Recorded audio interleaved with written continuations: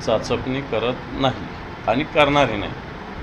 पण शिवसैनिक म्हणून, संघटना म्हणून आणि इलेक्टिव्ह मेरिट म्हणून जर कोणत्याही जातीचा, कोणत्याही धर्माचा, मग तो अल्पसंख्याक असेल किंवा बहुसंख्याक असेल, मग ते शिवसेनेच्या विचारसरणीनुसार अशाच पद्धतीने शिवसेनेत उमेदवारी मिळत असते. लोकसभेला महाविकास आघाडीच्या मतांमध्ये मुस्लिमांचा वाटा सर्वाधिक होता, असं विधान शरद पवार यांनी एका कार्यक्रमात केले होते.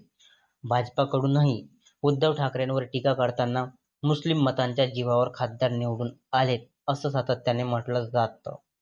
मात्र आता विधानसभा निवडणुकीत मुस्लिम उमेदवारही ठाकरे गट उतरू शकतो, असं बोललं जातंय. आम्हाला मुस्लिमांचं वावडं नाही, मेरिटच्या आधारे मुस्लिमांनाही उमेदवारी देऊ, असं विधान ठाकरे गटाचे नेते अंबादास दानवे यांनी केले आहे.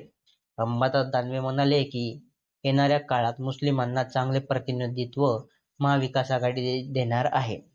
शिवसेना ही मुस्लिम उमेदवार देऊ शकते. शिवसेनेत जात धर्माच्या आधारे उमेदवारी दिली जात नाही, तर मेरिटच्या आधारे दिली जाते. मेरिटमध्ये एखादा मुस्लिम बसला तर त्यालाही उमेदवारी दिली जाऊ शकते. शिवसेनेला मुस्लिमांचे वावडं नाही, जातपात धर्म बघून कुणालाही उमेदवारी मिळत नाही.